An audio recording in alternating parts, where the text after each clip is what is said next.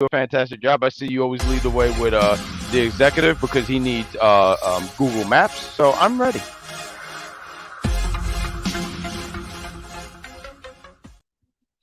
And welcome back, ladies and gentlemen, to Unpopular Reviews AEW Dynamite Review Show.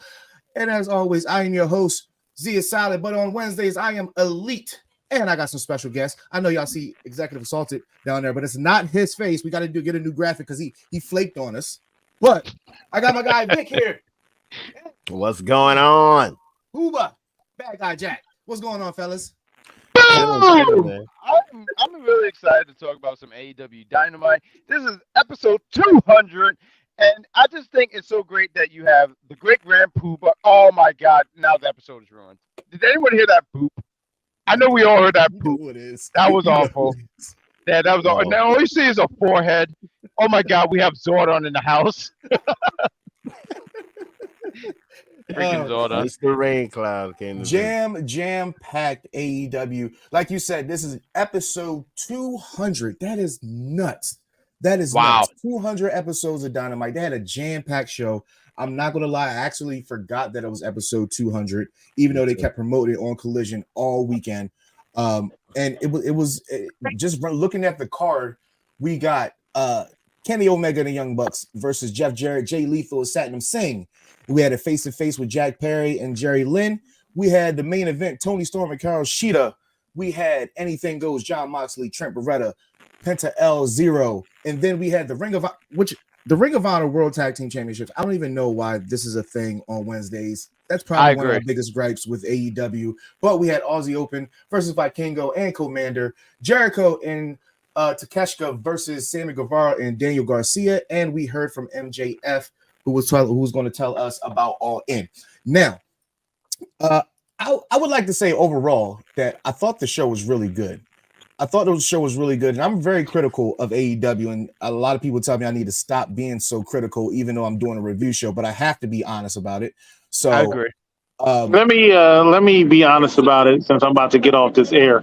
But being here at the show is something completely different, and I can tell you with absolute uncertainty, it was garbage. Like, why the hell in the world? Why the hell in the world would I pay money to come see this daggone thing? It was just no. It was all right. The main event was terrible, but besides that, it was all right. I had to give my live version, and I don't like the fans.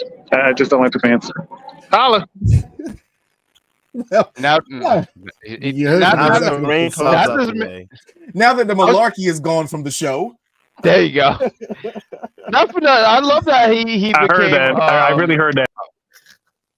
Oh my God, this guy. Starting off with the first match of the night, Jericho and Takeshita, along with Don Callis versus Sammy Guevara, Daniel Garcia, and I would say one of the most entertaining storylines in AEW is what is Jericho going to do with the Don Callis family or the Jericho Appreciation Society. And honestly, I love this match. I've been praising Daniel Garcia for a while now, and I think he's definitely getting over with the hip thrust. The hip thrust is all in, man. The hip thrust is all in.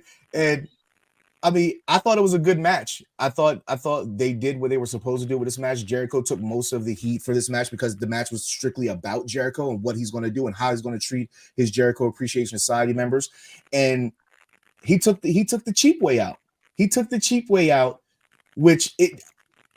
match aside, it was okay. It was okay to open a 200 show, but it was more so about the storyline that really intrigued me about this match, and I was fine with it. The ending with Jericho deciding to take the win in the fashion that he did was more so the head scratcher for everybody, and that's going to keep this story going on. And then we saw backstage Matt Menard came up to him and let him know there is a meeting next week, and he is slated to be there. Can I ask a question? Z, you've been doing a phenomenal job here on doing the AEW review show. Shout out to you. I don't want to give any credit to the executive consultant because that's what the banks are for. But I do want to sit here and say, like, that was weird to me, right? So, right, Jericho gets the win. He pins, and you know his JSA JAS. I'm sorry, I'm mixing up letters. It's a lot of letters here. And I'm sitting there saying, right, I get that they're frustrated because like their leader now is like, hey, now we could go to another family, another brand. But Matt Menard, right? He comes up and he sits in and says, we're having a meeting, mandatory, and you're involved. You're not the leader. Like that was baffling to me. I think I was sitting here and I looked at that and said, not the guy who's sitting here. It just blew my mind that this guy was sitting there saying, we're having a meeting and you have to be like that's like me approaching my supervisor saying, there's a meeting and you have to be here. You know what they would tell me? Go through the door. So I didn't understand that at all. I didn't get that at all. Sometimes you want to go from being a boss to being a worker bee.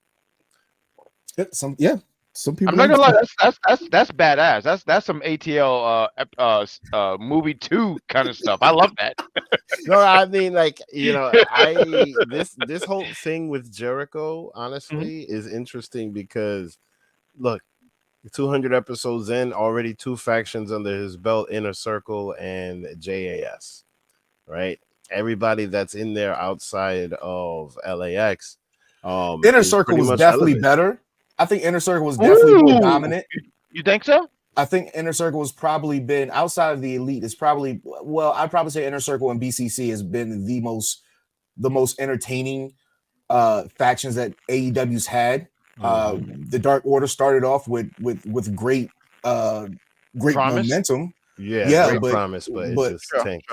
After rest in peace, Mr. Brody Lee. After he passed, they couldn't get Bray Wyatt, which would be the only thing. I thought you would have turned it over to Malachi Black, and he would have bought the House of Black and combined the Dark Order. I thought that would have been a good idea, but Jericho Appreciation Society really hasn't done anything. I mean, it's got. I thought it did what it was supposed to do, and it got Daniel Garcia over.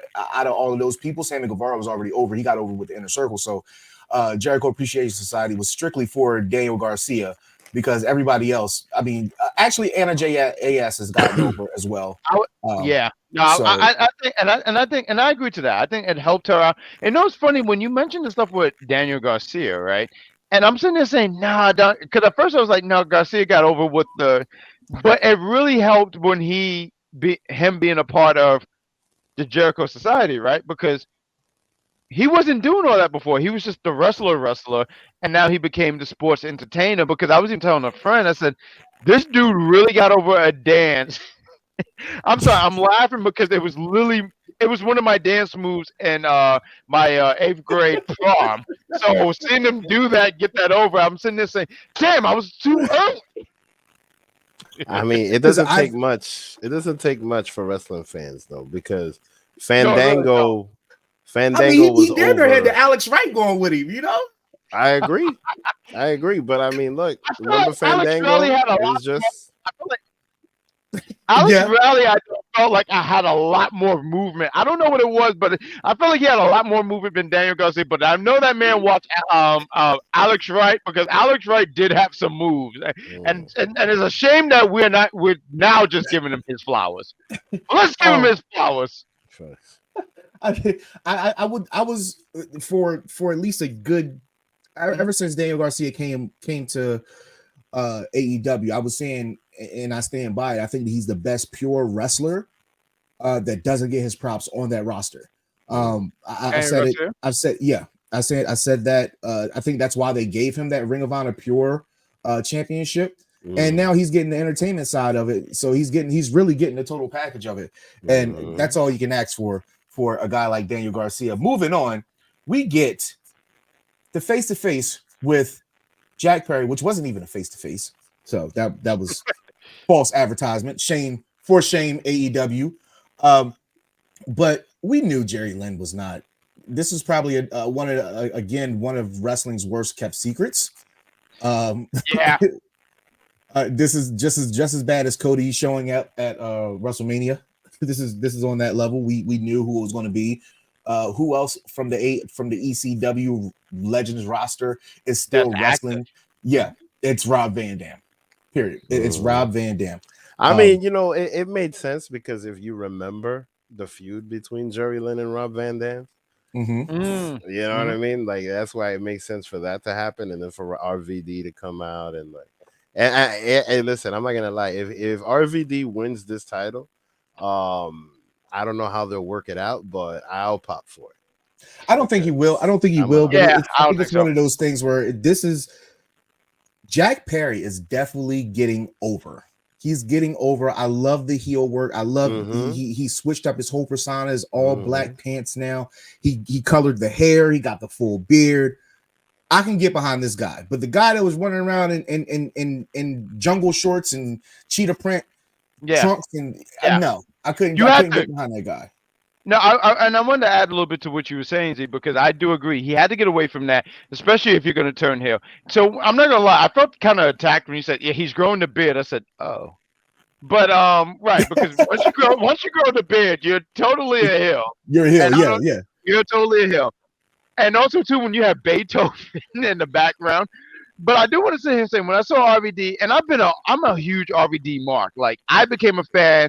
I didn't watch the original ECW, but when he was in Invasion, he fought Jeff Hardy. I immediately turned on Jeff Hardy when I saw RVD. So I'm just saying I'm a huge mark for RVD. Obviously he's much older now and stuff like that, but the man can still move because there was this one spot I did want to add a little bit to this, where when Jungle Boy, Jack Perry, I apologize, Jack Perry, I gotta get used to that. When he came in with the chair and RVD already did a spin back kick, and I immediately bust out laughing because I said, "This man is in his 50s," and he said, "I will still kick this chair in your face." So, and it was also cool that it was cool that he came out to what's this thing called? It's called Walk, right? The like his original theme that he had in ECW, and I just thought that was really cool that he came out to that. I thought he had a really decent pop, and RVD he's RVD once again. I do want to add this out. Excuse me. He's a lot older, but he can still go, if that makes sense. He's not as fast as he used to, but he can still go. I've seen some matches where he's still doing the Rolling Thunder. He's still doing split. Like if I do a split, I have to call out of work tomorrow. So I'm just saying this man can still do what he can do, and it makes it interesting because I think him and Jungle Boy could have a fun match. I'll go as far as saying it could be a fun match.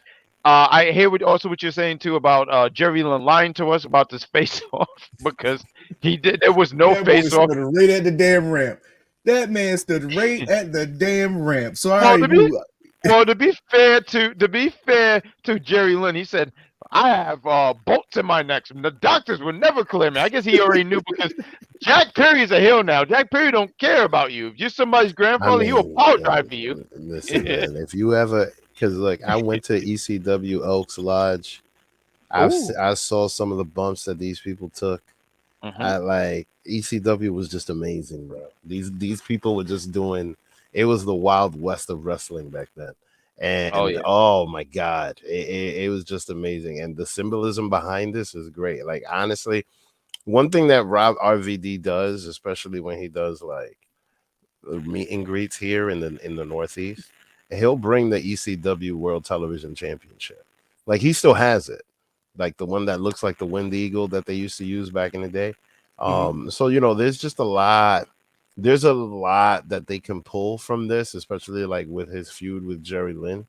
But then the other thing is that when it comes to Jack Perry, I really hope that they team him up with Christian somehow, since Luchasaurus is already a heel and he's a heel and all of that. Because the only problem that I see with Jack Perry is just I don't think he has the mic skills.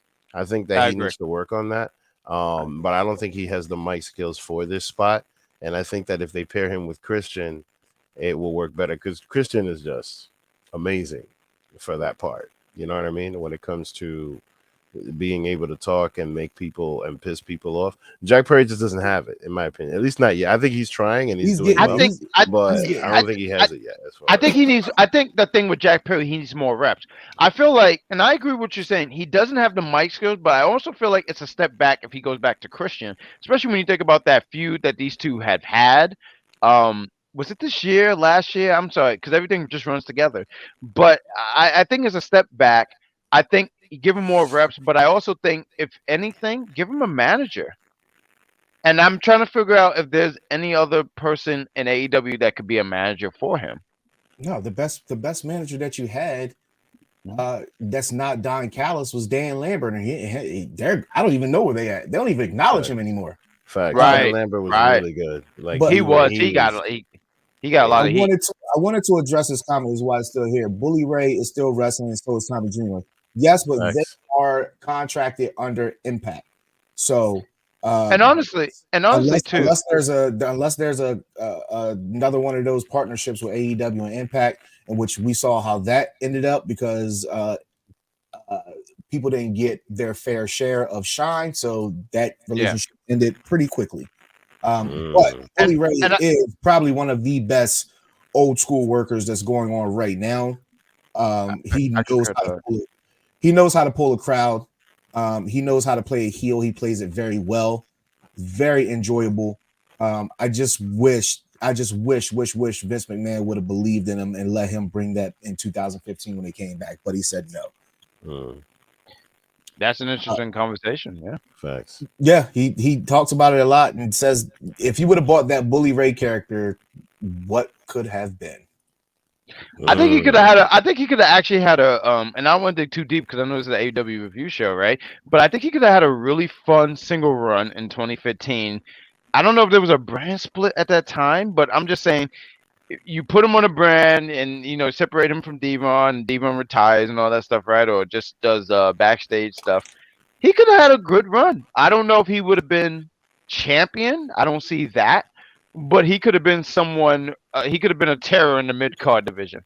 Yeah, I mean, with him, I think that he was typecasted as Bubba Ray Dudley from ECW and the Dudley Boys and Spike Dudley and all of that Dudley. I think that Vince McMahon just looks at him as that. He couldn't see nothing else. Yeah, exactly. He's typecast. He's Al Bundy. You feel what I'm saying? Like he can't be Jay Pritchett. He's Al Bundy. He has to stay that way. You feel what I'm saying? That's so great. I didn't even watch a whole lot of Married with Children, but I knew that reference enough. I understood that reference. I'm doing a Captain America reference. I understood that reference. Nice. Before we get into this, I wanted to go into what they had, which are a really dope video package of Dynamite from its beginning. And as much flack that we give AEW for not doing a lot of things right, for doing so many things wrong, that video package showed a lot of things that they got right. Right? Like I forgot about the parking lot brawl between the Inner Circle and Best Friends, which was a really good parking lot brawl. Right? I forgot about that. I forgot about the match with Cody and Sammy, and Sammy did the Cody cutter off the ladder on the Cody. That was nuts. They showed Brody Lee. He definitely had his time. Rest in peace, because man, he was definitely on a tear. He was on a tear. They showed the Orange Juice match with Jericho and Orange Cassidy. They showed the recent stuff that we just got from 2 weeks ago with the BCC. We even saw when they tried to get Mox to join the Inner Circle, and he pulled the rug from under him. I thought it was really good. So to look back at what's this 4 years of AEW, I think that they've done a really good job. If I would take the first 4 years of TNA compared to the first 4 years of AEW, it's probably no contest.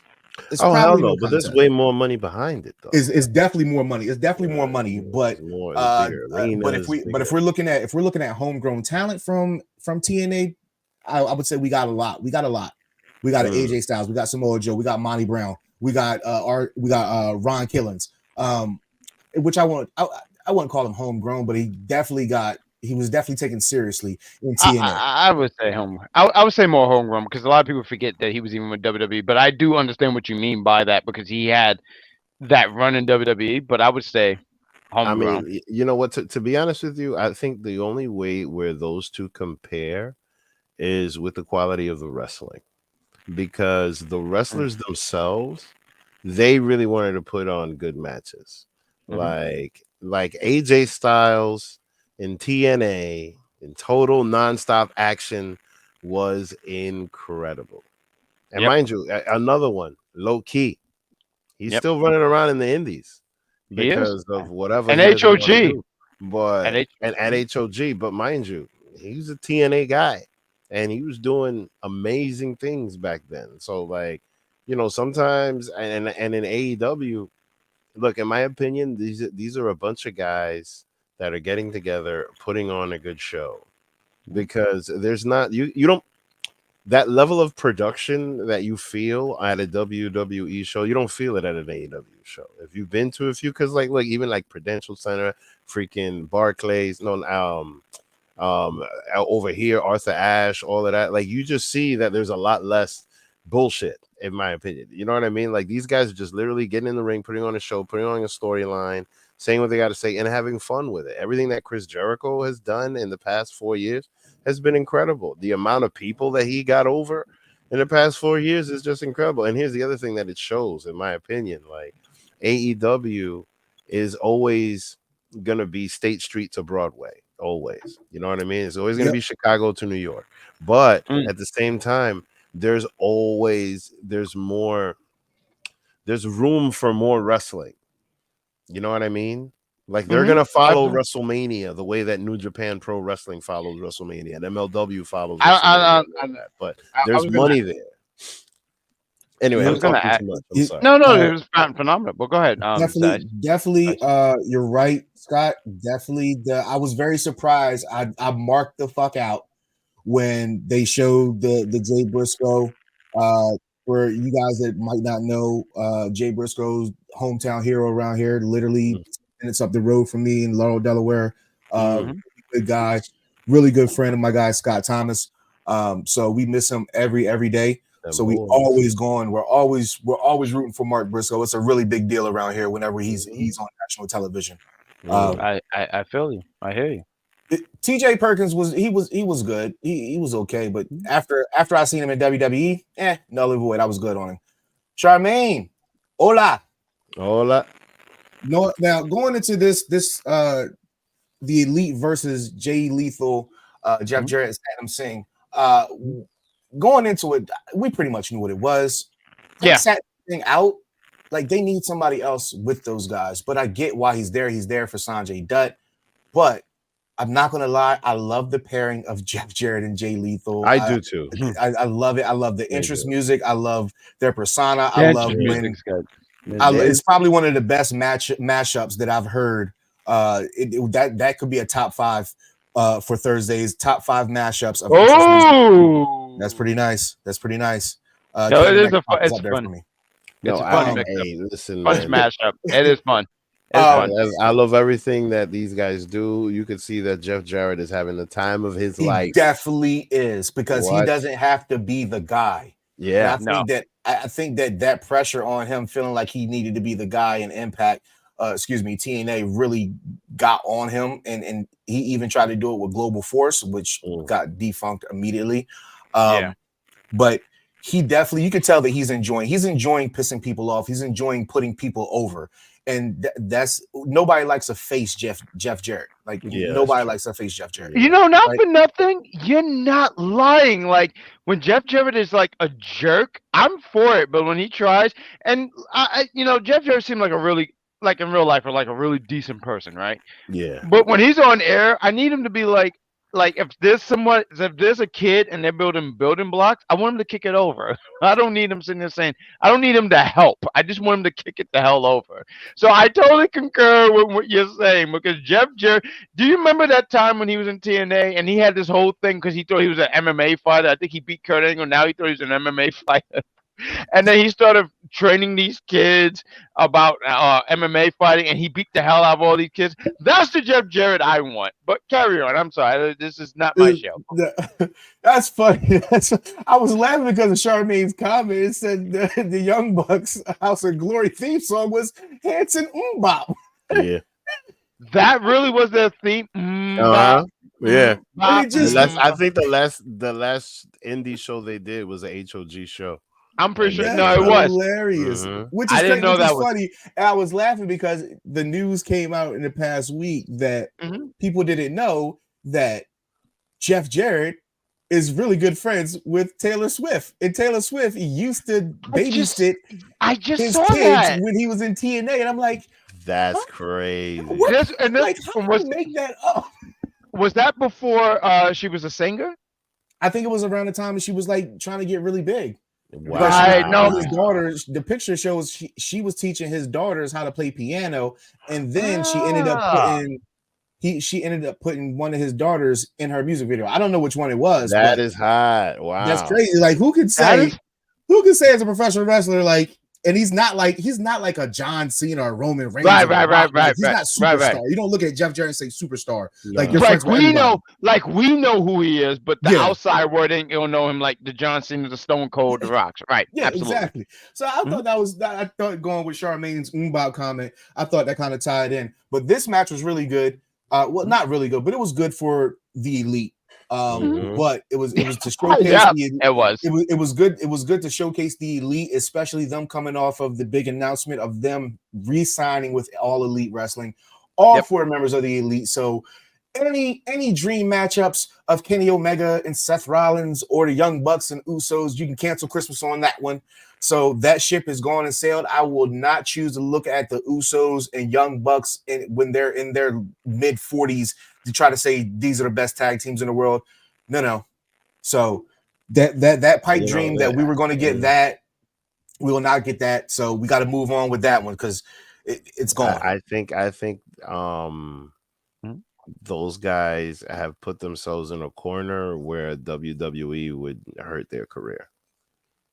Probably, but I think that Triple H has a better ear for Vince. than Vince for when they're getting bigger when they're getting talent to come from somewhere and bring them in, as opposed to getting them called up. When they're called up from NXT, Vince, he can know, because Vince isn't looking at what's on social media. Vince isn't worried about any other promotion unless somebody brings it to him. Whereas Triple H, he has his ears to the streets, so to say. So he knows who these marks are, clamoring for. So I thought that he probably would have done them justice, but because not to mention, a lot of these guys are still friends, right? Like they're friends and they want the matchups. So I think that they would have the respect from Triple H to even go to them and say, hey, if we sign Kenny Omega and Young Bucks, I want to face off with them. I mean, look at AJ Styles. AJ Styles has done everything that he wanted to do in WWE in the short amount of time that he was there. Like its first 3 years, he did everything that you want to do if you're coming from another company being the top guy. He faced all the top guys, had classic matches with the top guys, won a Royal Rumble, won the world title. I mean, he got to face anybody that was anybody in WWE. I don't think there's a person on the main roster right now who he hasn't. I mean, if you think about it, he was buried by the Undertaker. That was his last match. I wouldn't call that a burial. I think that's an honor. I would call that an honor. Well, it was I mean, he literally buried. Okay. If you're talking about legitimate, no, I don't mean wrestling burial. I mean, like just to be sure, because I get what you mean. But I think if that was the case, if they could have signed those guys, I think that they would have, and that probably would have left AEW in a crazy position. What's next? I mean, the reason I say what I say is more than anything is because like being the Elite and the YouTube show and the whole beginning of the company and all of that. I don't think that what happened with Cody Rhodes would happen with them. No, I think so. I do. I think Triple H would have been somebody. I remember this one time. It was like an NXT special some years ago, and I'll never forget when Triple H one time he said he'll listen to the fans, and he was like, I don't get it, but the fans are for it. And he was like, oh, y'all for that? All right. And then he would sign them or whatever, or he would sit here and be like, then we need to invest in said characters or wrestlers. I'm sorry, I'm trying to find the vernacular here. But I just do believe that he would have been somebody who would have heard the Elite and he understood the buzz, and he would have been behind it and pushed it and did something to. He might have not understood it, but he would have pushed it, if that makes sense. I'm hoping that I'm explaining this as well as possible, but I feel like he would have been someone behind it. Someone under Vince McMahon, he would have. I don't believe it would have been the same thing. But Triple H, he would have been. Because I think even with Jay White, I think that was always his concern. And I don't know because I don't speak to Jay White. I don't know this man. But like, oh, Triple H, I feel safe underneath this umbrella. Vince McMahon, maybe not so much. Yeah, I completely agree, 100%.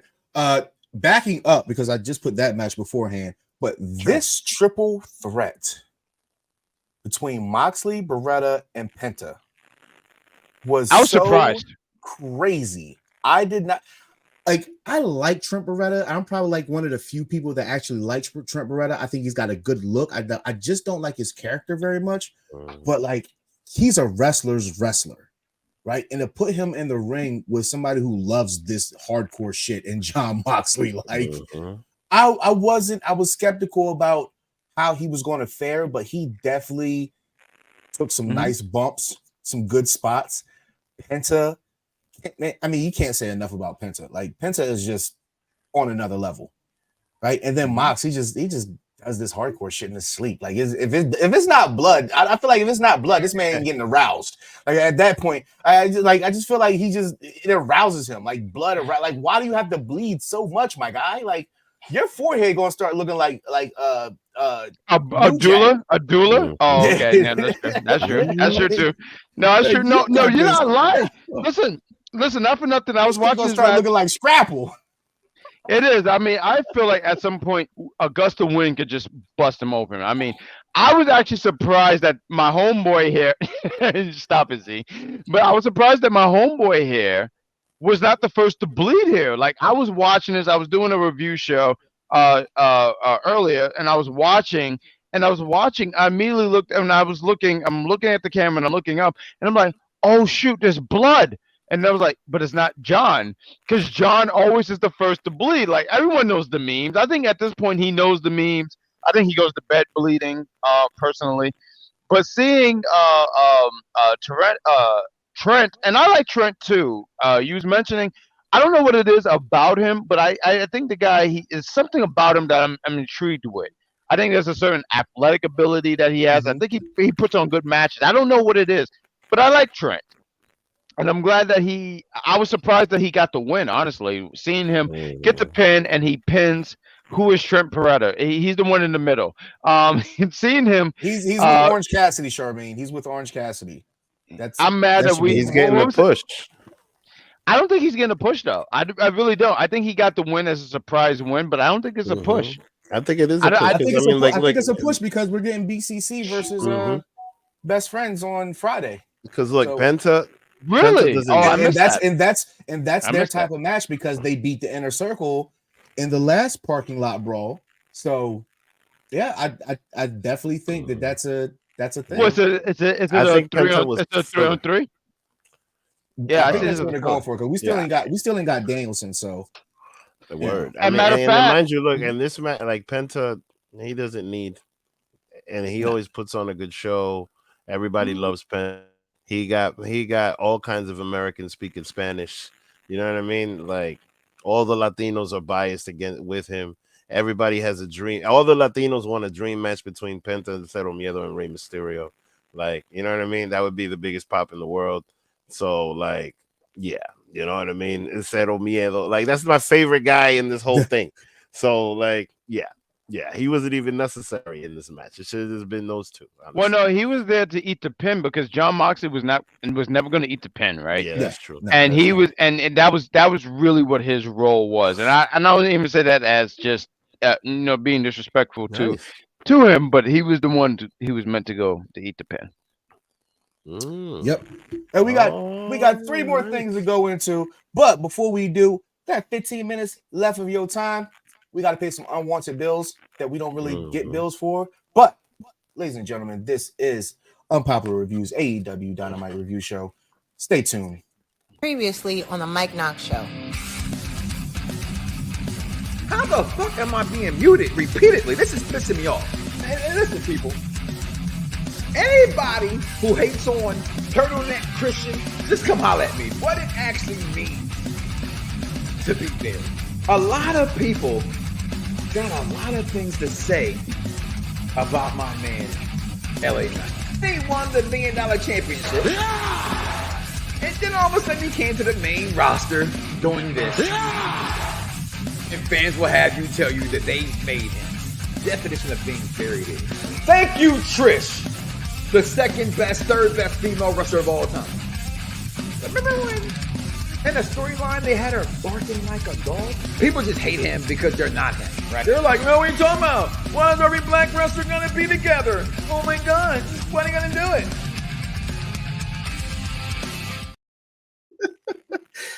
If you like that clip, ladies and gentlemen, that is the Mike Knox Show, premiering every Monday, 6 p.m. If you knew better, you do better. Do better and watch it. All right, going into the last couple of segments of the night, we got to hear from MJF.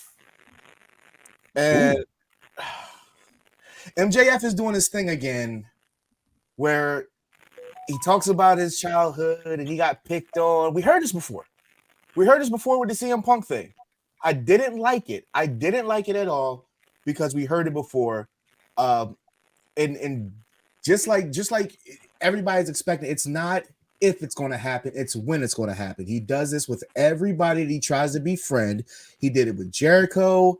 He did it with Punk. Like, he's going to turn. And he's telling you, he told you multiple times during the promo that he's a douchebag. He's an asshole. He's telling you, he's giving you the hints. It's Your Honor. It's him or me, and I ain't the one. So I had to do him in. I had to do it. That's what's going to happen. That's what's going to happen. He's going to turn on Adam Cole. You know what's interesting about this though? They're trolling the hell out of the fans. Yeah.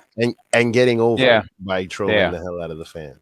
Yeah. Because I want a double clothesline shirt. I'm not gonna lie. I kind of do. Like, I'm all in for Better Than You, baby. I mean, I'm an Adam Cole fan regardless. You know what I mean? Like, the guy's just got, and the thing is, these are two of the best people with some of the best mic skills in the business, and what they're doing together, in my opinion, is pure genius. Because, like, it feels predictable. Like, yo, okay, who's gonna turn on who? Who's gonna do what? And then they're just doing all of this amazing bromance, hugging it out and doing all of this stuff and like fighting for tag team champ. Listen, I was rooting for them to get these belts. And I've been popping for FTR for months. You know what I mean? And I was rooting for these two to get these belts. Like, what they're pulling off right now is a perfect example of what AEW is. And that's just a bunch of wrestlers having a good time, honestly, because like this represents that more than anything. Honestly, Max's championship is getting second fiddle to this entire storyline. This is just a whole entire thing. You know what I mean? Like, how do you fight for the tag team championships and then barely even mention the title? And then CM Punk is all like, this is the real one. Like, you know what I mean? Like, how do you pull that off? Like, it's just amazing what's going on with this. And I'm here for it. That no, go ahead, Z. Good, take the floor. Okay, my thing is Wembley. You got almost 100K, as they're saying. I think I keep hearing the number go up every day. I'm listening to Bust It Open. They keep saying the number keeps going up. MJF. And how many weeks we got till this? Anybody know off top? It's this month, right? I feel like we got another 3 to 4 weeks. Okay. I was like 3 to 4 I think it's by the end of this month. Yeah. SummerSlam is Saturday, so now they got to come back with it. So yeah. Because then the following week is we have All In and then it's All Out the following week. Yep. Okay. Yep. So in my head, I'm thinking when they announced this and they put the graphic August 27th. Up. Okay. Yeah. So they got some time. As I'm looking at the graphic that they put on the Titantron, I'm thinking to myself, there's no way you would have sold what you sold if you wouldn't advertise that first, in my opinion. However, why have CM Punk on Collision, saying that he's the real champion, then having your current champion not even address it. MJF, CM Punk, title, Wembley. It sells itself. I think you know what I think they're trying to save it, and they're trying to save it off. That's actually a really good point on what you're saying, and I don't have the exact answer, but that's however. Before you keep going, I'm sorry. Okay, this is literally CM Punk, John Cena all over again. When they both had the Spinner Championship and CM Punk was about to leave. This is what this is from a different perspective. Go ahead. No, and I'm glad that you brought up that point. So I was sitting there and throw this question at you, right? So they had that. It was champion versus champion. CM Punk left. I think he left for what? Someone refresh my memory. How long did he leave? For like 2 weeks, a week, or something like that. It wasn't long. But Image, like 10 days. Yeah, right. Thank you. But imagine if he was away for much longer, and then we finally had this champion versus champion. But they did it because it was like, let's do it right now because everything is hot. I think right now what AEW is trying to do, and I don't know for a fact, is that they're trying to separate these two. They're trying to, because MJF never mentioned Punk. He's never. Maybe he did in this promo. You gotta forgive me because when the promo was going on, I had it on mute, so I didn't hear the promo for MJF.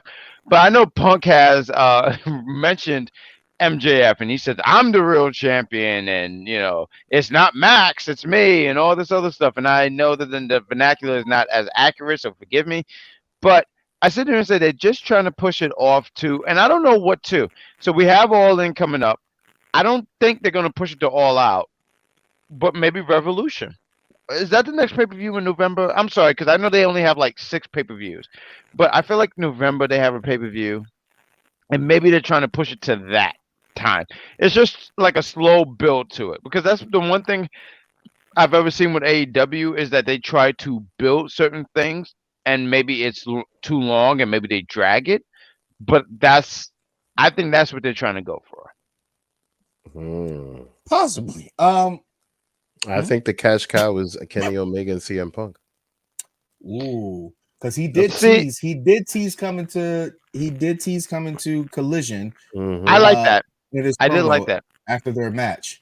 So that's a good point. That's a really good point. But because they got to pick up on this drama. They're not. But see, they do.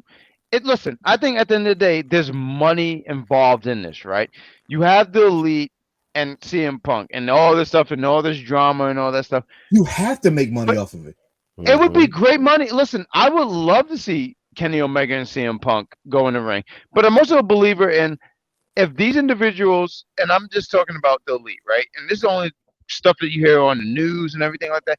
You hear these things where they're like, they don't want to have anything to do with Punk. It's like, okay, fine. He's a part of AEW. That's cool. That's great. But we don't have nothing to do with it. If they don't want to do it, that's their business.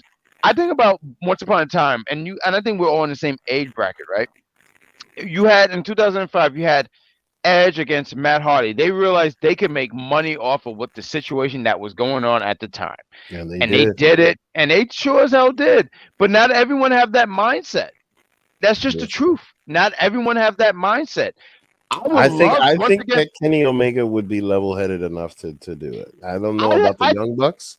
But I think that Kenny Omega and CM Punk it has to happen. It has to. It would be great. It would be great. Listen, in the words of one of the greatest wrestling minds in the history of professional wrestling, Eric Bischoff, he told you, controversy creates cash. Facts. I mean, we saw hell freeze over, and Eric Bischoff became the general manager for Monday Night Raw, a show that he was trying to destroy and did it for 83 weeks. Facts. And then comes to be a mainstay of that. He will remind you of that. Edge and Matt Hardy. That's another thing. Booker T and Batista. That's another thing. Right. And we get it. You know what I mean? It's so many. Hell, fucking Matt Riddle and Goldberg. Matt Riddle and Goldberg. That. Goldberg and Dolph Ziggler. That was another thing. I thought this was a show we could avoid that name. Brock and Goldberg. Facts. You know, Rock and Cena too. Right. It's Wait, definitely. I mean, Hold look, on, they did even remember what was Brock and Lashley, but they killed that. Unfortunately, They killed. Lashley got the upper hand. That's all I care about. Lashley got the upper hand, but but I mean, let's see what they do with Lashley now. But I mean, time out. Crazy. Time out, because you guys said Brock and Goldberg. Did they have beef that I didn't know about? It's not big guys at the time. Remember, it's not a sense of a beef thing, but it's like WrestleMania match. They both were on separate paths to leave, and they pretty much you could tell. Like I went back and watched that, and you could tell they kind of was selling for each other and not in a good way. Definitely was potatoing they moves, and they just and the crowd just kept caring about what Stone Cold was doing. And you can look at Stone Cold, and Stone Cold knows what's going on. You look back at the he knows what's going on. He knows they're stiffing each other. He knows they're stiffing each other because they don't give a shit. There's a spot where Stone Cold, I'm sorry, I don't want to make it so much about that match, but Stone Cold was like, come on, let's go. Like, So controversy creates cash. It has to be MJF and CM Punk. MJF's title run has been some mid. See, you know the thing, I think that the best part of his title run was his fight with Daniel Bryan. I think that was a spectacular match, but I think that he relies too much on his mic skills because his matches are great, but then his whole thing is just like oh, I work hard, I work smart, not hard, this and that. And that's only going to go so far. You know what I mean? Because if you look at another champion, Seth Rollins doesn't have to say much. You know what I mean? And he comes out, he's got the crowd behind him, they got the strap on him, and this and that, But even a heel wrestler like Roman Reigns doesn't have to say much. He's got Paul Heyman there to talk for him and all of that. But the thing is that MJF as the champion, if there was no feud with Adam Cole or whatever, for a while it would just be him talking about how great he is, and that would get stale after a while. Because mind you, this guy's got some of the best mic skills in the business. But personally, I think that he's relying too much on that right now. I agree, and that's been one of my gripes with MJF. Just like I don't see what everybody is so hype about LA Knight, because LA Knight is doing the same thing he was doing 5, 6, 7 years ago. Y'all wasn't screaming Eli Drake, so that's neither here nor there. But before we get to the main event, we had the Ring of Honor World Tag Team Championship, Aussie Open versus Vikingo and Commander. Vikingo and Commander are probably the next to Death Triangle. I mean, next to the Lucha Brothers, probably the most talented wrestlers that can do anything possible. Those two guys out of their mind. But Aussie Open came into AEW so super strong, and then they get shifted to Ring of Honor, and you kind of forgot about how strong they were presented. So when I saw this on the card, I said, "There's no way that Vikingo and Commander are gonna win." But it was a good showing for them. But I mean, when you got guys like that can, they're becoming attractions. They're not. Nobody cares about if they win or lose. They're more so what they can do in the ring. Whether they win or lose, they don't care. The fans don't care as long as they can tightrope and jump off and do some crazy shit. Then the people feel like they got their money's worth. Fact. This match got no crowd reaction. It got no crowd reaction. No crowd reaction. I mean, it was literally, if I could compare it to a pop previously in the night, right? Like when RVD, like when he came out, it was like they saw the Titantron, they saw the words, and then he comes out. It's like when somebody first comes on the screen, they go ape shit. And then once he stopped at the top of the ramp, it was dead. Until he went to do his Rob Van Dam thing, it was dead. So it was more a nostalgia thing. So it's like, oh, he's here, cool. All right, now what's next? Because there was no physicality, there was no talking from RVD, so he couldn't get the crowd, and nothing happened after that. So I compared that pop to the pop that Aussie Open in this match got, because the only pops that they got was from Vikingo and Commander. Aussie Open got none of it, in which they shouldn't because they're heels, but still, there was no booing, there was no cheering. It was just, nobody cared about that. The worst reaction you can ever get is no reaction. No reaction. Yep. Yeah, no reaction. This was a filler match, but the one thing that I appreciate about AEW is how they put a shine on other companies, specifically AAA, because mind you, AAA does shows here. They've done shows in Madison Square Garden and all of that. But for the most part, most American fans don't really know the wrestlers from AAA or what's going on with AAA or anything. That it's a Mexican corporation, you know what I mean? So like, I really like how they opened the doors to that, and they had their champions come in. How Kenny Omega was one of their champions for a little while. Same thing with New Japan Pro Wrestling, and when it comes to Aussie Open, I really feel that Tony Khan is kind of doing the same thing, kind of like with Claudio Castagnoli, and making him the champion, and kind of just like, I think that right now he's kind of looking at Ring of Honor as, let's try to shine a light on this as much as possible. Because Ring of Honor for a long time was pretty underground. Like a lot of people, it was never mainstream. I mean, a lot of cool shit. Kevin Owens, Daniel Bryan, CM Punk, Adam Cole. You know what I mean? Like a lot of these guys were in ROH and they did amazing things. Right. Back when it was, and I think that they're trying to. When it was a standalone. Yeah, and mind you, like look, Samoa Joe as the television champion, and I really think that they're trying to really shine a light and make it big. Well, you know what I feel like be there. I think that's the whole point. But I definitely see where you're coming from. I feel like what they're trying to do with ROH, because not a lot of people watch ROH, and they're trying to put eyes on there. So you're like, oh look, let's throw these guys out there, because I didn't even know these dudes. And shout out to how you say Aussie Open, right? Shout out to them, because most of the time I've ever seen them, they've always lost. And I've seen them one time out here in HOG. And it's not even like a knock on them, but they would always lose. But they're a really good tag team. Like I do want to throw it out there that they're a really, really good tag team, but I've always seen them lose. So when I saw them as ROH champions, I was like, oh, they do win. And that's great. And I think that's what they're trying to do here, is put more eyes. With this episode being 200, is a big deal for AEW, but they're also trying to put more eyes on ROH, because with ROH, they don't have a network, correct? They have a is it subscription? Is it subscription? Because I don't watch ROH. I just want to throw out there, I don't watch it. I don't know where I can watch it at, and I just think that they're just trying to. I just catch it on Watch Wrestling, but like I don't know where they actually put it. I think they have like on Saturday nights or something, but they don't have a TV deal, so right. And I think that's what they're trying to do on this big deal that was episode 200, is try to put eyes on ROH, which is great, because that's what you want to do. I've heard a lot. Honestly, I've heard a lot of great things for ROH, especially with the women's champion Athena, and she's been killing it. Facts. But not a lot of people watch ROH, because where are we watching ROH? And I only say that for myself, because I don't watch it all the time. But I hear people always praise and say, "Oh, it's a good product."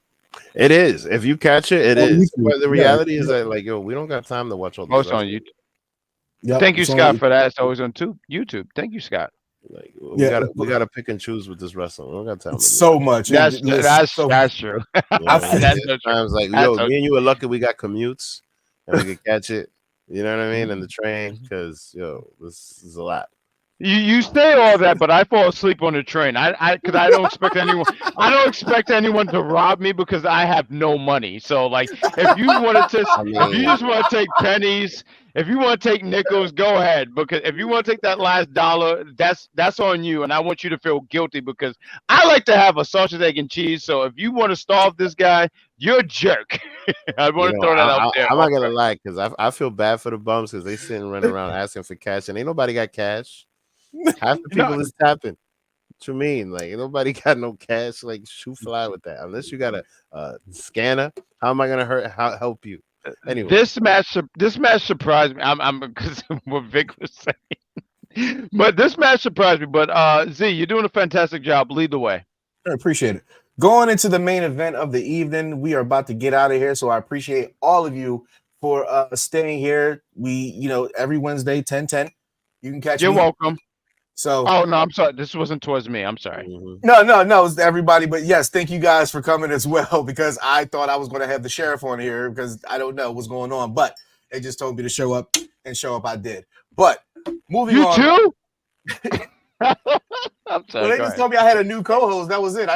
Nobody told me anything. Nobody told me anything. Chris. Oh, you could throw names because Chris is never gonna fire me. I wish he would, because he didn't tell me nothing. Me and Vic before the show started, we were like, well, we watched it, but we didn't take notes. And then when we saw you in there, I said, oh, thank God.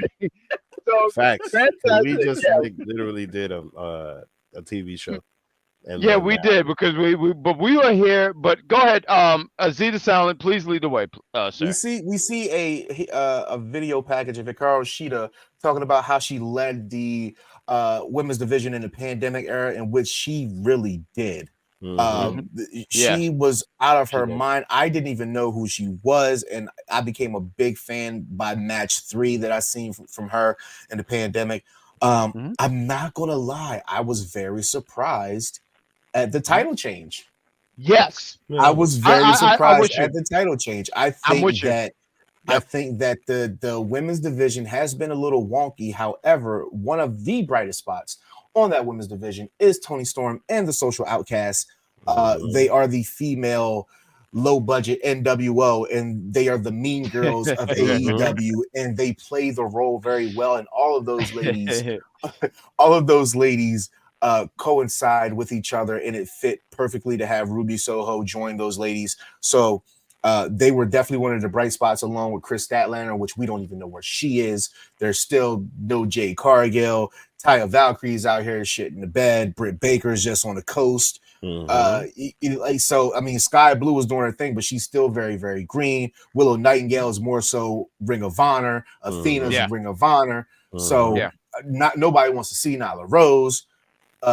Anna JAS is just out here selling shirts and says she's got a bad attitude and a fat ass, but she's never wrestling. I'm okay with that. You don't have to wrestle as long as you come on my TV screen. So these are the bright spots in the AEW women's division.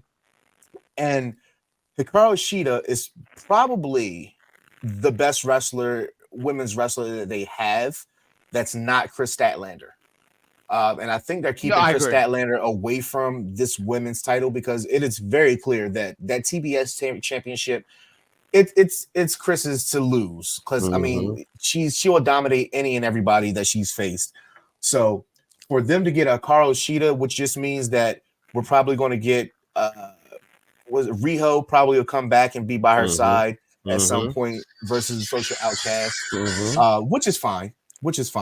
But we still got to get Britt Baker. We still got to get the heavy hitters in here. But for now, I think Hikaru Shida is getting the title reign that she deserves, because she did not get that with the pandemic era, and it sucks for people that carry the pandemic era and then they lose it before the pandemic era was over with, and there's crowds now, and crowds going ape shit, and you can't even know how that feels. And now she gets to know how that feels. Surprised by it, but it's well deserved for her to get that title. I think Toni Storm is she's had a good run with this championship. So it's time for her to kick back and coast and let somebody else go for it after she tries to get her rematch. Fellas, your thoughts on this main event? Which I thought it was pretty dope for them to put a women's main event on Dynamite 200. That was pretty dope. Tony Khan. You know what I think, though? If I could take the floor real quick before you, Sir Vic, I think what they did was, because last week there was a lot of controversy with the Britt and who's first? Valkyrie, right? Valkyrie, yeah. Thank you. And I think that was such controversy. And there was also that sign that said "Book the women better." So the fact that they gave them the main event, I think they paid attention to that.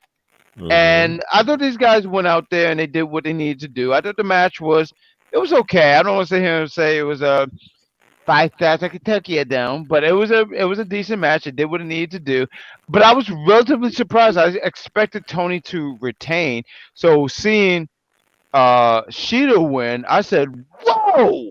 Yeah. It really blew my mind, and I didn't expect that.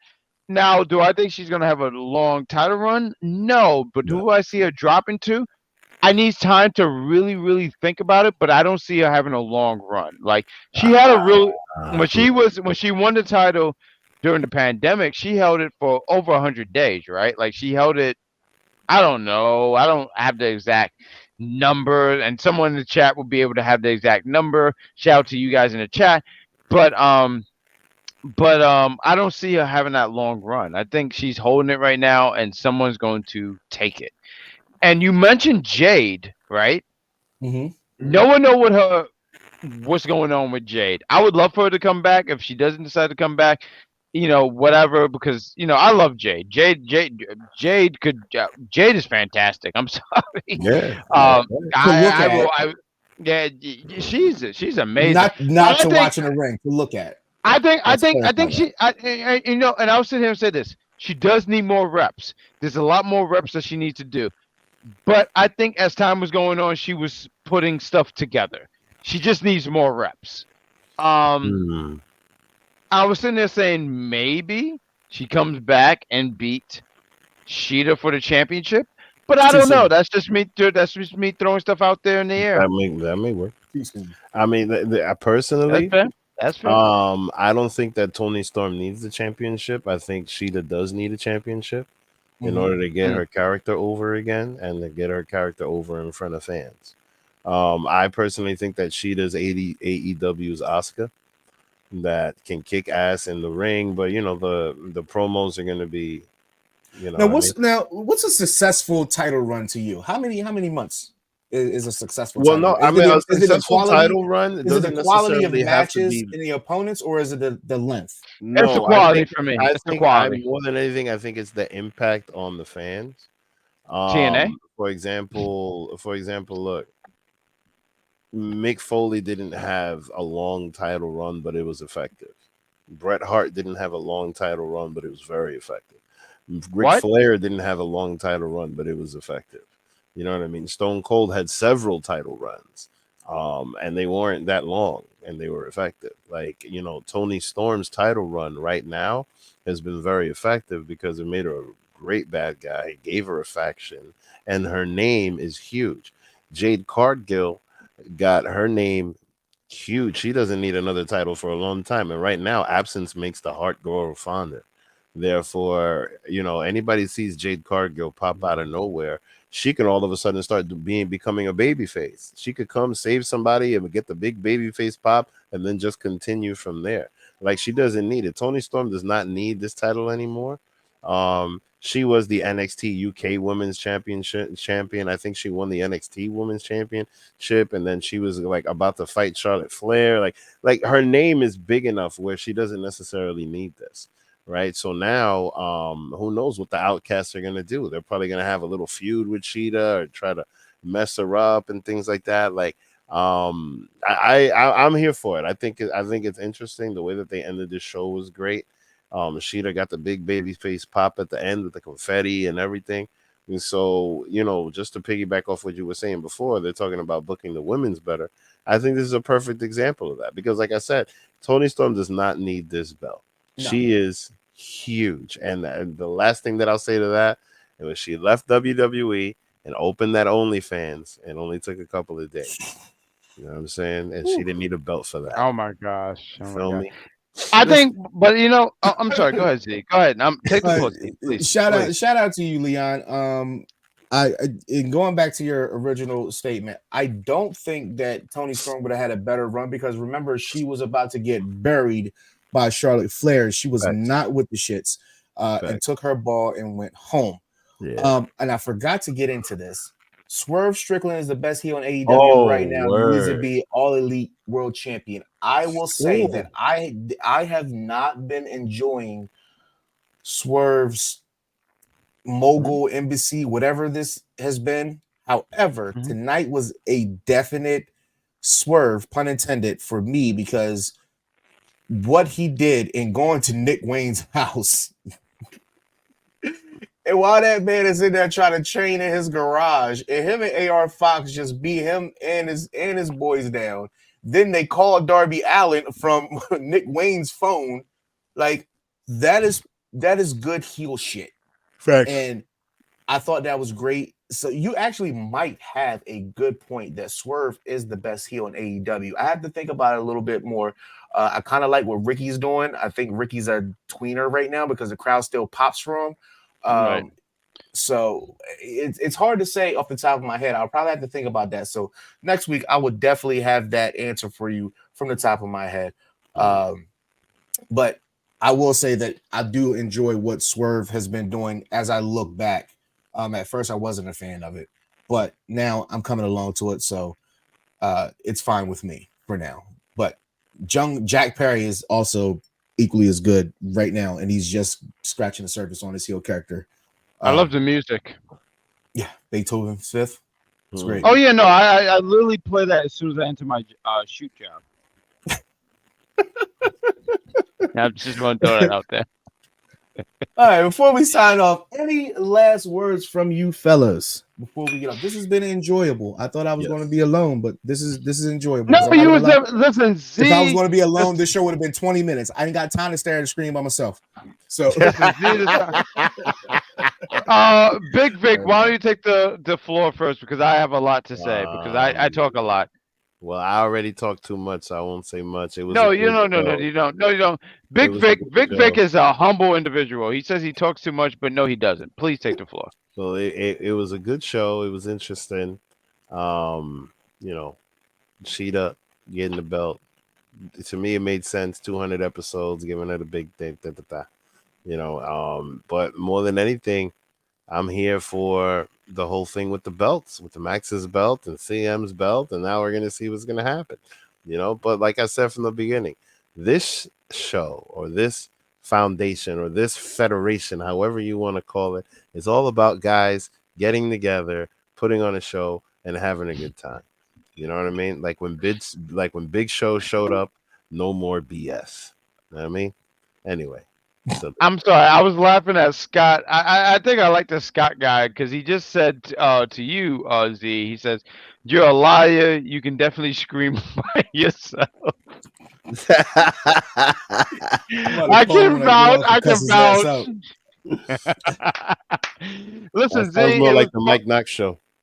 No, Mike yells all the time. I literally opened a slice of turkey and I've heard the shit yell at me, and I said, "Ow!" And then I was like, "Oh, I'm sorry. I have the Mike Knox show on the background. I thought the turkey was yelling at me. Matter of fact, I was hoping that the turkey was at least dead because, like, why are you yelling back at me?" But anyway, I was sitting there and say, this was a fun show.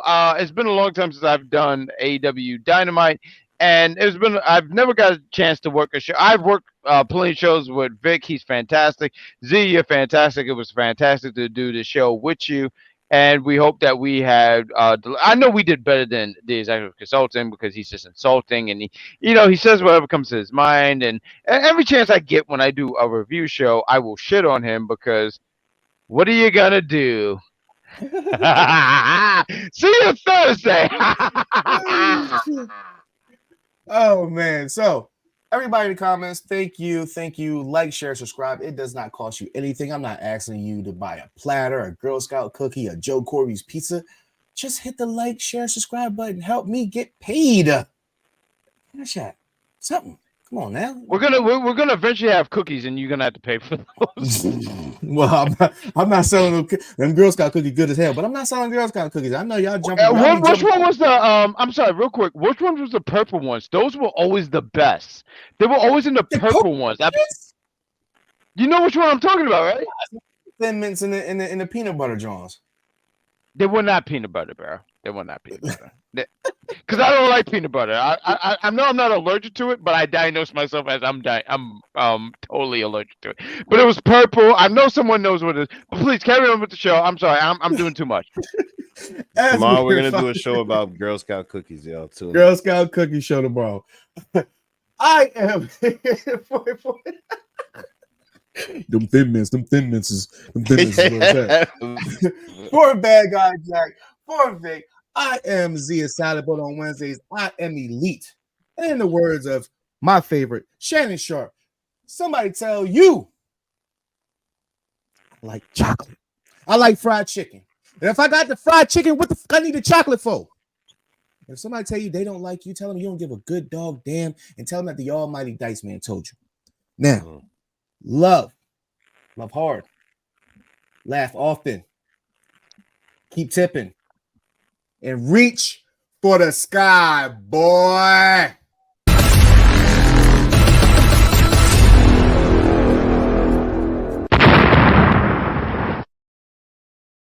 Some viewers may find the following video disturbing. Viewer discretion is advised. Why is that?